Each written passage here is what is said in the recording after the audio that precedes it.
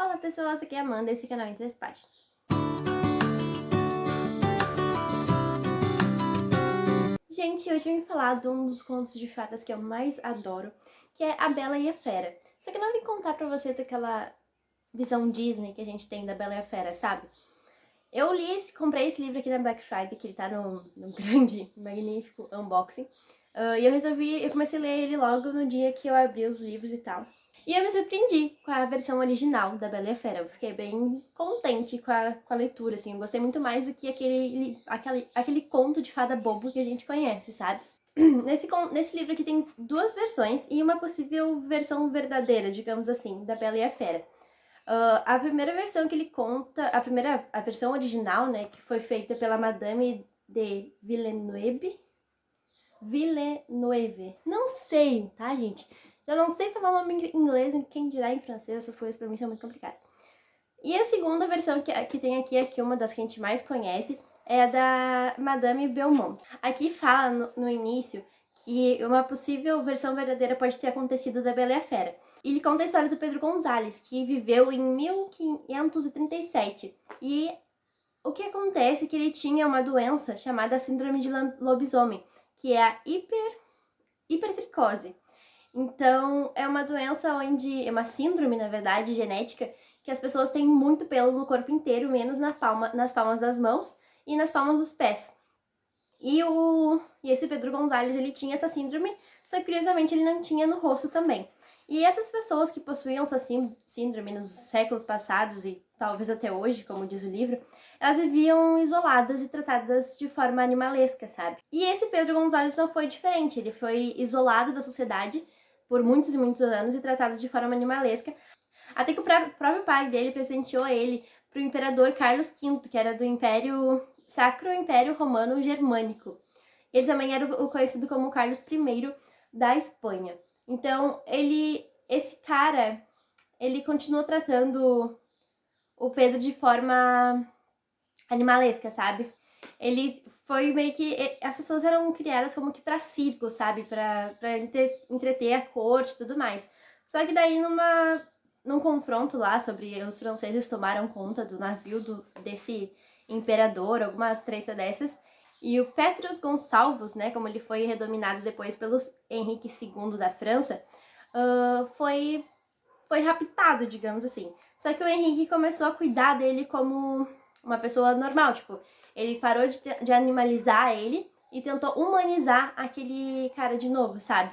E aí, depois que o Henrique morreu, ele continuou sendo cuidado pela esposa Catarina, e essa esposa Catarina fez com que o Petrus Gonçalves se casasse com a filha de um serviçal da corte também chamada Catarina. Então, e a jovem ficou, em primeira vista, assim, bem chocada, né, por ela ter que se casar com uma aberração. Mas eles acabaram tendo um casamento ok, só que fala que a história deles não teve um final exatamente feliz, mas não conta o porquê. Mas digamos que essa seja uma versão real da Bela e a Fera, sabe? Aí conta um pouco da história das duas mulheres que ficaram mais conhecidas pela escrita de Bela e a Fera, né? As duas que eu falei no início do livro.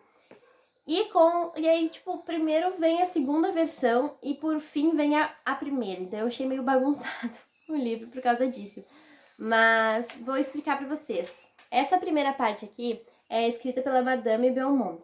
E ela foi escrita em 1757. Só que ela é a segunda versão. A primeira versão tá aqui, que é pela Madame Villeneuve, não sei falar o nome dessa mulher.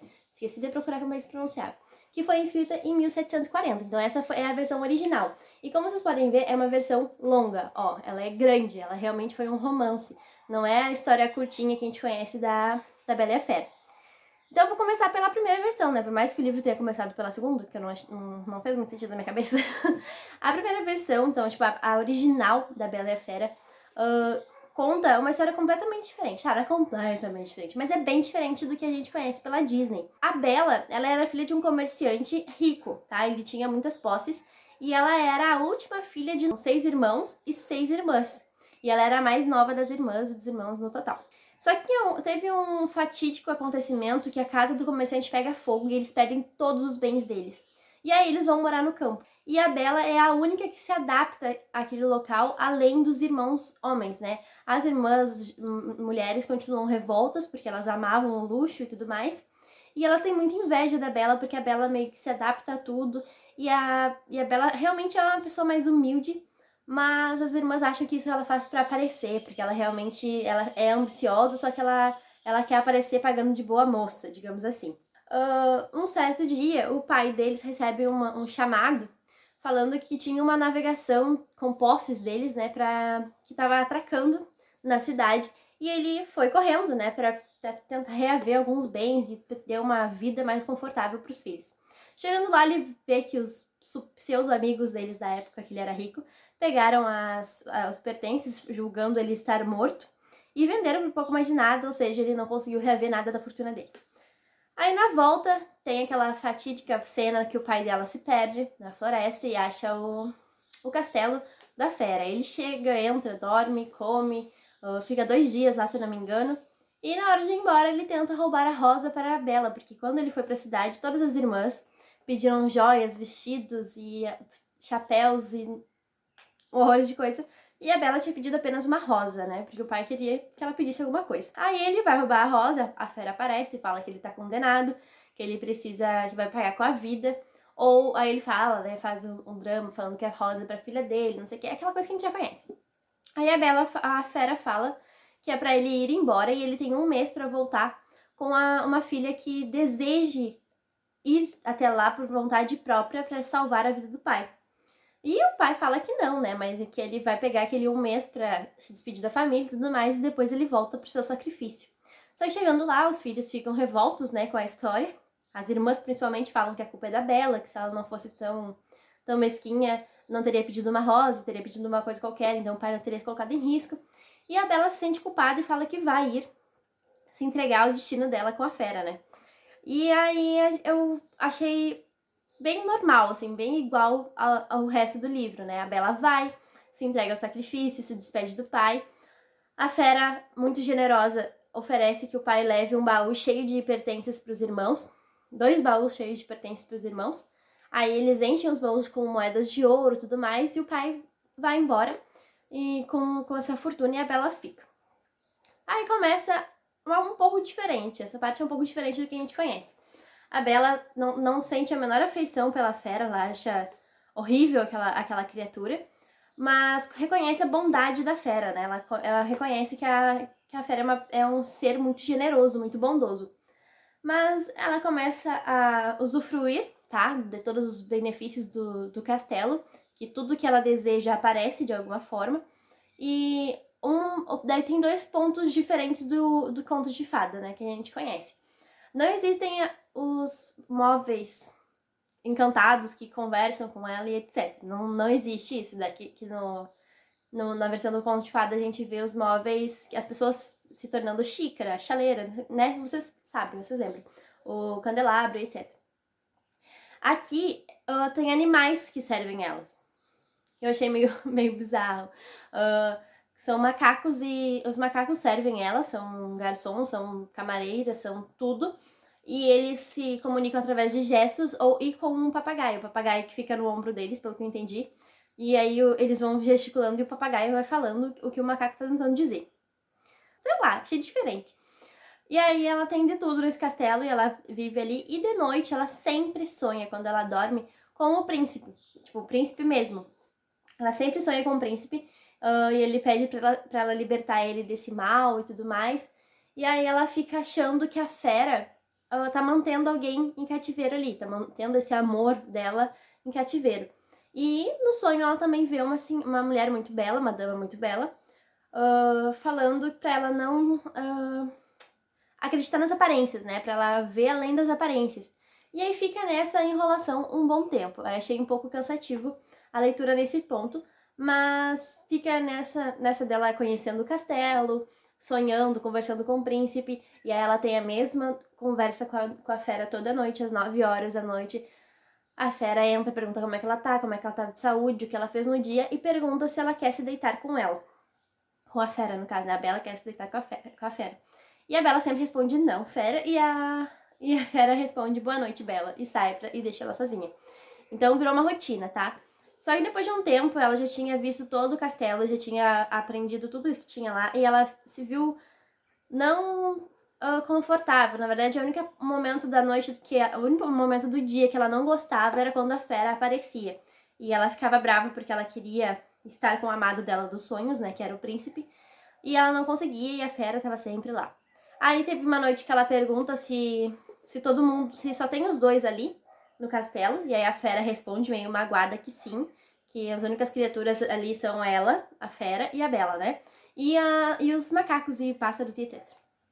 Aí depois, uma certa noite, a Bela fala que tá com saudade da família e que quer voltar pra vê-los.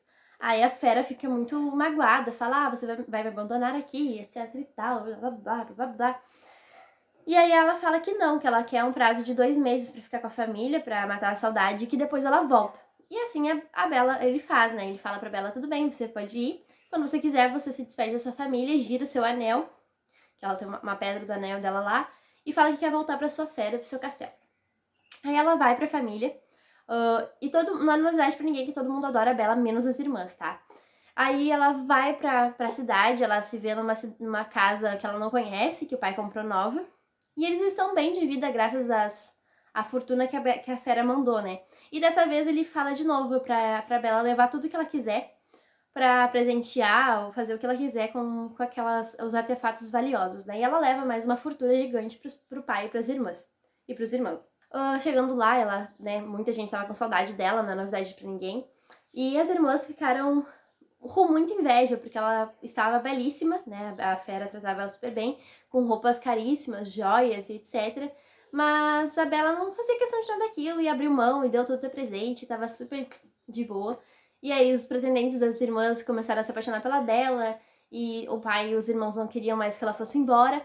Só que, passados o prazo de 2 meses, ela tem um sonho com essa bela dama, né, que apareceu nos sonhos dela, falando que ela estava sendo ingrata, e mostrou uma imagem da fera morrendo numa caverna, né? E nesse prazo de 2 meses que ela estava lá, ela também não sonhou com o príncipe, porque o príncipe falou que era pra ela, se ela amasse ele de verdade, era pra ela ir e não voltar mais e deixar a fera morrer. E aí ela ficou braba com isso, ela falou que não, que por mais que ele gostasse do príncipe, ela era muito grata à fera e tudo mais, e ela resolve voltar antes que a fera morra, né? Ela se despede da família e fala que não adianta eles fazerem nada porque ela vai embora sim, e volta pro castelo. Ela vai dormir, gira o anel, fala que quer voltar e ela acorda no outro dia lá no castelo. Aí ela passa o dia inteiro lá procurando a fera, não acha, e ela fica pensando, não, às 9 horas ela vai aparecer, né? Porque às 9 horas a fera sempre visitava a Bela. Só que ela não aparece. E aí a Bela sai desesperada procurando a fera e tudo mais. E aí é aquela cena de novo do filme, né? Que a gente conhece. Aí ela acha a fera na gruta, ela estava morrendo no sonho. Acorda, fala, e a fera fica muito feliz por ela sentir algum afeto, né, pela fera, a Bela sentir afeto pela fera. E aí eles voltam pro castelo, ele fala pra ela se deitar e tudo mais. E aí não lembro se é no mesmo dia ou no outro, que a fera faz a proposta, né, se ela quer se deitar com ele ao leito.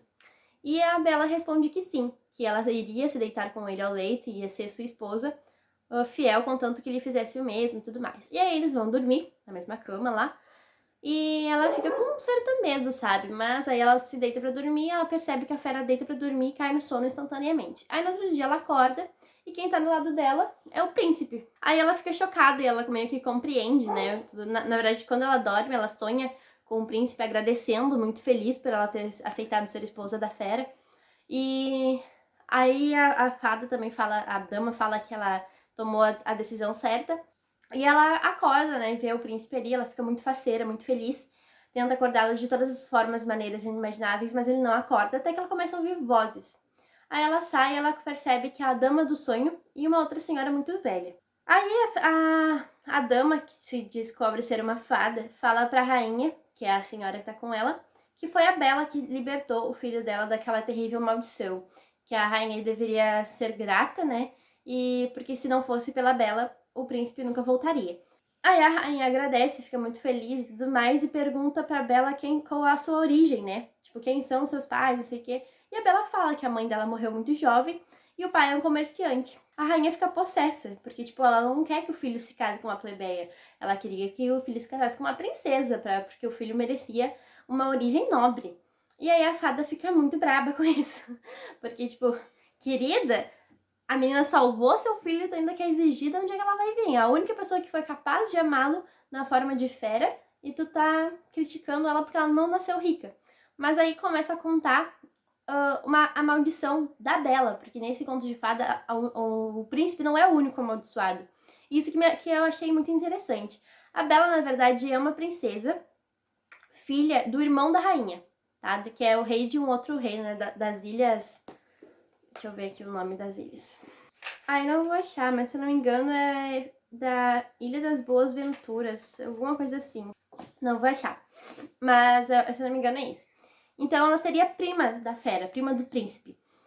Só que daí, por que a Bela não é uma princesa? Por que ela não nasceu no seu reino e tudo mais? Aí vai explicar como o príncipe foi amaldiçoado e como se decorreu a história da Bela, né? O príncipe foi amaldiçoado porque quando ele era muito novo, diferente daquela história que a gente vê do príncipe arrogante, não sei o que e tudo mais, o pai dele tinha falecido quando ele ainda estava no ventre de sua mãe. E quando ele nasceu, logo após, reinos inimigos começaram a atacar o reino dele e a rainha precisou se ausentar para lutar essa batalha. E ela confiou o príncipe aos cuidados de uma fada, que ela era conhecida por ser muito vingativa. Então a rainha teve medo de negar esse pedido da fada, né? Que a fada pediu para cuidar dele. E aí, só que essa guerra dura mais de 15 anos e o príncipe fica com essa fada, né? Até que tem um momento que ela se afasta, ela se ausenta, e depois, quando ela retorna, ela quer obrigar o príncipe a se casar com ela. E o príncipe fala que não, e nesse momento acaba a batalha lá da mãe dele e tudo mais.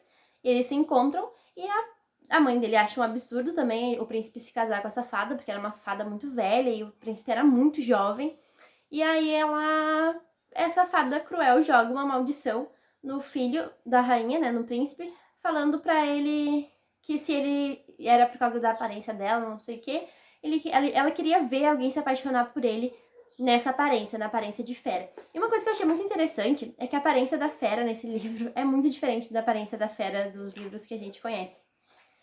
Porque a gente conhece a fera como, tipo, um lobo, né, digamos assim.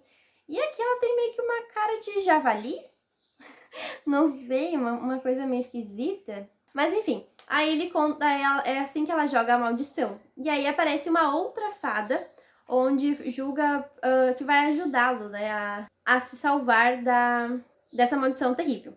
Na primeira versão, a fera ainda parece um pouco com um lobo, mas ela tem tipo umas garras de pássaro, uma coisa diferente. Mas mesmo assim. Aí ela joga essa maldição e essa outra fada fala que vai ajudar, que não pode desfazer o feitiço, mas que vai ajudar ele a quebrá-lo, né? Vai ajudar nos caminhos para quebrá-lo o feitiço. Conta toda a história, né? Que como a fada arquitetou para Bela chegar até ele, né? Através do pai, não sei o que, sabia que a Bela era a única pessoa que podia ter esse coração bom para salvar o príncipe. E aí conta a história da Bela também. A Bela foi concebida através do rei, como eu falei, e de uma fada muito bondosa. Não é a mesma fada, não é essas duas que já estavam na história, é uma outra. Muito bondosa, que acaba se apaixonando pelo rei profundamente, só que ela acaba sendo descoberta, né? E não pode esse casamento entre fadas e humanos. E aí ela é julgada e condenada a ser exilada, né? Perde os seus poderes, ela fica presa e ela não consegue voltar para junto do rei e da Bela. E essa fada má, que estava com o príncipe, ficou sabendo de tudo isso e tentou fazer o mesmo. Ela tentou casar com o rei de novo e aí então ela deixa o príncipe, né, sozinho e vai atrás desse rei, o pai da Bela, pra tentar se casar com ele e tentar meio que tomar o lugar da fada boa, sabe? Porque ela que meio que denunciou e fez a fada boa ser exilada e sofrer todos os castigos que ela sofreu. Aí ele chega lá, ele não quer se casar, ele meio que ela pega o corpo de uma outra rainha que também tá em guerra e ela pede ajuda pra ele, tentando se aproximar de uma forma muito falsa, sabe? E ele ajuda no comando do reino dela, dá abrigo pra ela e ela se oferece de bom grado pra cuidar da filha dele, né? De educar aquela menina. E diz que ela é tipo uma filha pra ela e etc e tal e tudo mais. E ele acredita, né? E ela fica cuidando da Bela por um bom tempo. E ela tenta se aproximar dele pra se casar, ela faz uma campanha assim entre alguns súditos, pros súditos quererem que ela se case com ele. Só que o rei não quer, tipo, ele não quer outra esposa, ele ama desesperadamente a ex-rainha, né, que ele acredita que faleceu, mas ele não quer uma nova esposa. Aí ela começa a tramar alguns planos, né, pra tentar ter o rei. E ela tem a ideia de matar a Bella, porque ela fala que se ele não tiver nenhum filho, ele vai ser obrigado a casar de novo, né, pra deixar um sucessor ao trono. E aí ela planeja um plano lá pra matar a Bella, só que o que acontece é que essa fada boa que está ajudando o príncipe é irmã da mãe da Bella. Então essa fada boa é tia da Bella. Aí essa irmã, essa fada boa, tá sempre de olho ali, sabe? Sempre cuidando pra que tá acontecendo. E ela percebe o plano da rainha. E ela manda uma governanta levar a Bella pra floresta e esganar a criancinha, né?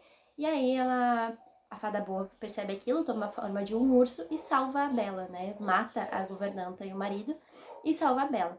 E antes disso, né, quando a mulher, a fada foi exilada, que essa fada má mandou ela ser exilada e tudo mais, essa fada má ainda amaldiçoou a Bella falando que ela só iria se casar com um monstro.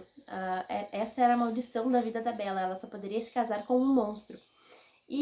Mas até então ela, tipo, a fada não, tipo, meu Deus, como é que eu vou fazer pra quebrar a maldição dessa minha sobrinha, né? Mas ela pensou, não, eu preciso deixar a Bella em um lugar seguro e depois eu vou ter tempo para pensar em como que eu vou livrar ela disso, né? Aí ela vai andando pelo campo e ela encontra uma cabana onde tem 3 mulheres dormindo e um berço e um bebezinho lá dentro, né? E ela vê que aquela criança tá muito doente. E aí ela pensa em trocar as crianças, né? Tipo, pensa em ajudar aquela criança, né? De salvar aquela criança, fazer um milagre. Mas quando ela vai fazer isso, a criança falece, morre, né? E ela troca os bebês, ela tira aquele bebê morto do berço e coloca a Bela no lugar. E aí ela acorda as mulheres que ali estão, né? Depois de ter enterrado o corpo da criancinha morta. E elas veem que a criança teve uma melhora súbita e tudo mais, ela fica muito feliz, e as mulheres explicam que aquela criança é de um comerciante muito rico, que ficou doente e ele pediu para que elas cuidassem no campo, para ela se recuperar melhor e tudo mais, blá blá blá blá blá. Aí elas vão até a casa do comerciante para devolver o bebê, né, para dar a boa notícia, e essa fada vai disfarçada também, a tia da Bela vai disfarçada e fala que aquela criança vai ser motivo de muita alegria, que é pra ela vai ser tão boa, tão linda, tão bela, que todos vão chamá-la de Bela. E que ela vai ser a razão da alegria da vida daquele comerciante e de suas riquezas. Então ela faz uma profecia pra Bela, né? E aí ela vai pra viver a vida dela, continua cuidando, indo visitar a Bela sempre que possível, de forma invisível, para dar notícias pra mãe da Bela, que está presa, e pensando em como que ela ia salvar a Bela dessa maldição, né? Que falava que ela só poderia se casar com um monstro. Aí, depois que a rainha desiste dos seus planos, né? Depois que a Bela é dada como morta, o rei expulsa ela do reino, fala que não quer aquela mulher ali, porque ele sente que tem alguma coisa ruim envolvendo aquela pessoa. Aí ela volta pro príncipe e tenta se casar com ele. E aí as histórias vão acontecendo juntamente, sabe? Aí quando ela tenta se casar com ele, a fada tia da Bela já não sabe mais o que fazer para livrar a Bela daquele castigo. E no mesmo momento que ela abre o livro lá pra ver, que mostra mais ou menos todos os feitiços que as fadas fazem, a fada tá lançando feitiço sobre o príncipe e amaldiçoando a ser um monstro. E aí ela não percebe que, lançando aquele feitiço, ela deu a solução para a vida da Bella e para a vida do príncipe ao mesmo tempo. Que daí é o momento que a fada percebe que a tia da Bella percebe que o que ela tem que fazer é dar um jeito de unir a Bella à fera. Quando a Bella já era mais velha, né? Ela teria que dar jeito de unir esses dois, botar a Bella no caminho da fera. E aí tudo que acontece, o pai da Bella se perder, né? O comerciante, a Bella a fera ameaçar ele, é tudo um plano dessa fada, tudo um plano sublime dessa fada. E aí tu fica tipo assim, meu Deus, sabe? Era todo um monte de aglomerado de tramas pra eles ficarem juntos. E na verdade eles ainda eram primos, os dois eram da corte e era como acontecia, né? Tipo, antigamente, assim, eles tinham que casar entre príncipes e princesas e muitas vezes eles eram parentes. Aí, dada toda essa explicação, o rei pergunta pra fada boa, né? Que se ela teve que contar toda a história pro rei acreditar que a Bela era realmente sua filha. E ele pergunta se não tem como trazer a rainha dele, a amada dele. E quando a fada boa vai responder que infelizmente não, a mãe da Bela aparece e ela fala que ela se sacrificou, enquanto ela estava presa, ela se sacrificou a pagar um castigo de uma outra fada, mais jovem, porque a fada não merecia aquilo, e ela se ofereceu a cumprir aquele castigo no lugar dessa fada. E a rainha, digamos assim, a soberana das fadas, ficou muito comovida com aquilo, e após ela se propor a pagar os pecados de 2 vezes, alguma coisa assim, a fada soberana meio que ela é meio que elevada de cargo, digamos assim, sabe? Ela se torna uma fada, tipo, senhoria, sabe? Tipo, uma coisa assim mais importante. E aí ela pôde sair da sua cadeia, da sua prisão e se dedicar e voltar para sua família. Então, é uma coisa bem diferente, sabe? Aí tem toda aquela parte, né, do rei, do príncipe e da Bela se casando. Bom, aí o resto da história a gente conhece, tá? Eles se casam e tudo mais, e aí a fada abençoa todos eles com uma vida eterna, que eu achei meio forçação de barra, mas ela abençoa. E aí eles vivem felizes para sempre. Enfim. Aí, a segunda versão, que ficou mais conhecida, né, que é da Madame Belmont, ela reduz o número de filhas, tá? A Bela é a terceira de 3 irmãs. E aí acontece a mesma coisa, tá? É um comerciante que fica pobre, que depois eles vão ter que ser exilados no campo, depois ele descobre que pode ser uma fortuna. E vai até lá pra tentar salvar a vida, e aí vai pra fera de novo, tenta roubar a flor, não consegue. E aí nesse da Madame Belmont, que a fera é meio bizarra, que eu vou mostrar pra vocês. E aí, só que nesse a Bela se apaixona pela fera muito mais fácil, sabe? Olha só como é que é a fera. Não sei se vai focar, mas enfim. Ela é tipo um javali. E aí, ela vai se casar com a fera de boa vontade também e tudo mais. E o final é um pouco diferente, né? O final não tem essa coisa da rainha aparecendo nem nada. Só que quando ela vai de novo visitar o pai dela, né? Quando ela volta, a fera está muito doente já. E no momento que ela fala que não pode perder a fera, ela já se transforma num belo príncipe. Aí eles se casam, a família da Bela vai até lá. E as irmãs delas são transformadas em estátuas até elas terem um coração bom de novo. Então elas nunca mais vão voltar a ter uma vida, porque elas não conseguem ter um coração bom, porque elas morrem na inveja. Vocês não estão entendendo de como está sendo difícil gravar esse vídeo com uma motosserra sendo ligada o tempo inteiro no pátio do vizinho. Mas, tentando finalizar então. Esse livro, ele vai ser muito interessante por contar a história do Pedro Gonçalves, né, que é uma possível história que pode ter acontecido. Vai ter uma pequena biografia das duas autoras, contando como elas viveram, tipo, as dificuldades da vida dela.